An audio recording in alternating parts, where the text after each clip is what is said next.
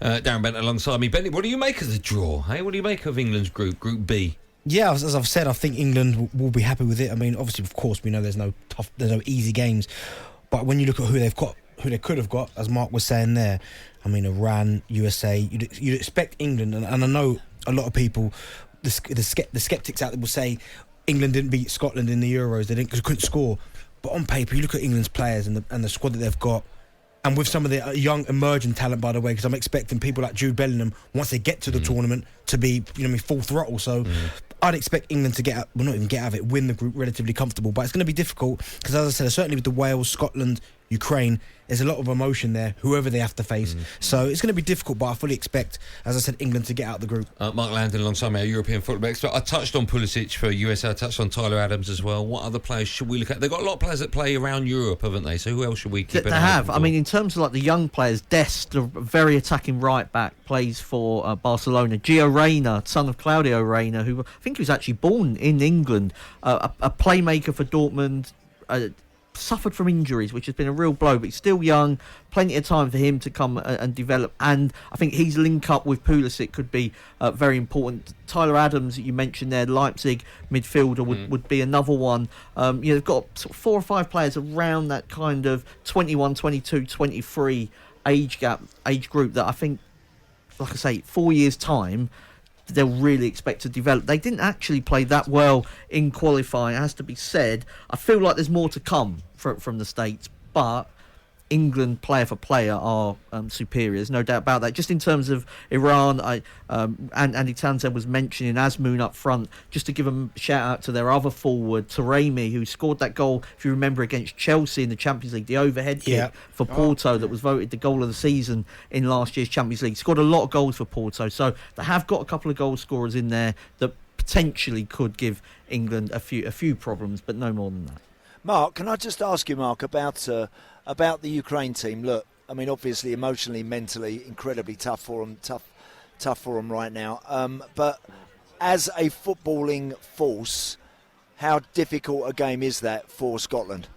Yeah, I mean, I think it will be difficult to know sort of exactly when this game will be played. I mean, it was scheduled to be June. Steve Clarke was saying it maybe even gets moved to later on. I mean, if they go there with sort of everybody fit and available, I really like their midfield. Zinchenko and Malinovsky, who plays for Atalanta, very good technical players. Yaremchuk, we've seen him in the Champions League. Again, a dangerous forward. Zibani at centre-back is somebody that I know a lot of the kind of big European teams have had a look at. They did go pretty well in the European Championship, and actually in qualifying, they didn't lose a game in qualifying. They drew 6 times, but they gave France plenty of problems. So I don't think it's an easy game for Scotland whenever the match is played. The fact that Ukraine have got to go away to potentially beat Scotland and then away again to beat Wales, I think makes them sort of the underdogs of those 3 teams. Yeah. But they've definitely got talent, within their ranks for sure. Andy Townsend, let me ask you, the draw, the group we've got is incredibly favourable towards England. One thing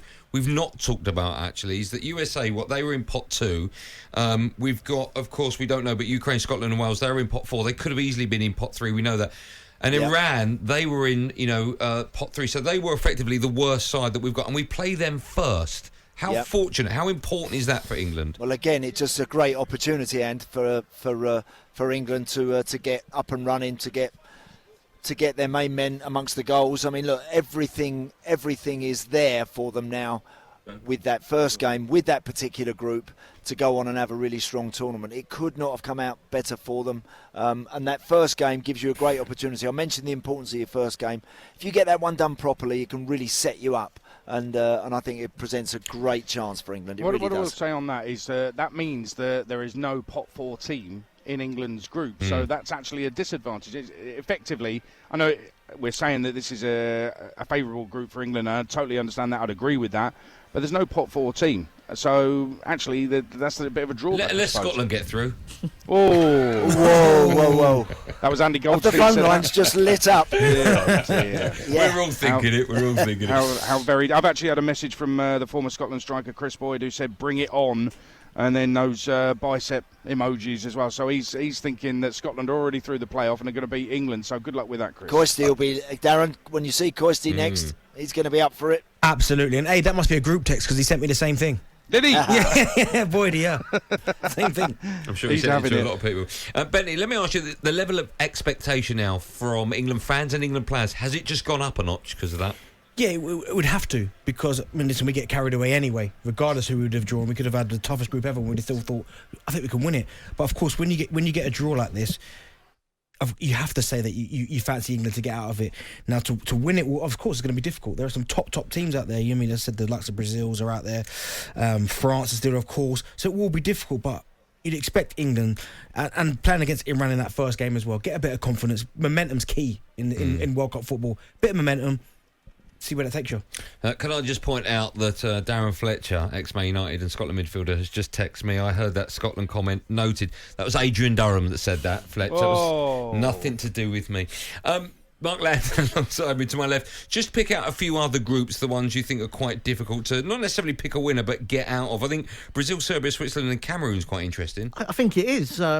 Brazil will expect to win all of those matches, but I definitely think in terms of the two European teams there anyway, I mean, Switzerland are awkward. They knocked Italy out in terms of finishing top. Even at Wembley, didn't play particularly well in that friendly, but was still competitive and are the kind of team that could frustrate Brazil. Serbia, they finished top of a group that included Portugal. Vlahovic up front is absolute the supreme talent. Milenkovic-Savic in midfield, another one. Dusan Tadic just playing great for Ajax. So they've got players again that could hurt Brazil. So Brazil will expect to win the group, but it's probably sort of there's a few awkward games in there for them. The one I'm really looking forward to, I expect Spain and Germany both to qualify, but the fact that they're in the same group means you've got a real, within those sort of opening couple of weeks, you've got two of the real big hitters going up against each other. So really looking forward to that game. Would expect them both to qualify against Japan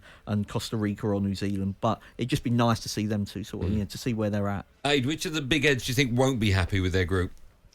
That's a good question. There are some great groups. First of all, some great groups. The big heads, are any of them struggling really? I think the Portuguese group is a tough one, and for them. But I think that Ghana, Uruguay and South Korea are of a level, but Portugal are a level above. So I don't think they'll be unhappy with that group, really. I think there's big name. Ghana's Chris Hughton. Chris Hughton's a technical advisor to the Ghanaian national team at the moment. So there's some very good ties for Chris to get his head into. I just think that is. I really think Portugal have got a great chance in the competition. They've got so many good players. I just think that group is a really tough one. I think the Spain with Germany in Group E, we're expecting them to finish top two because the others are Japan and either New Zealand or Costa Rica. You can't see Spain or Germany. So maybe just the fight will be who's going to finish top and go through. But I can't see a problem for any of the big heads, to be honest with you. Mark, what were you going to say? Well, I was just looking at Belgium. I mean, they will expect, obviously, to go through from that group with Croatia, Morocco and Canada.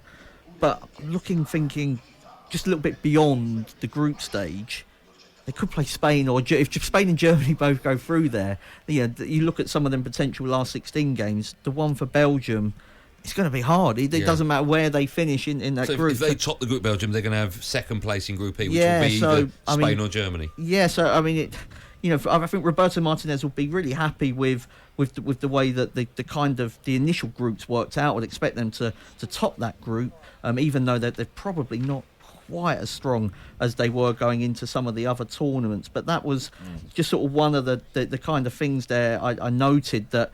Unless there's a big upset and Spain or Germany go out, for Belgium in the last 16, they're guaranteed to play one of a real big European heavyweight.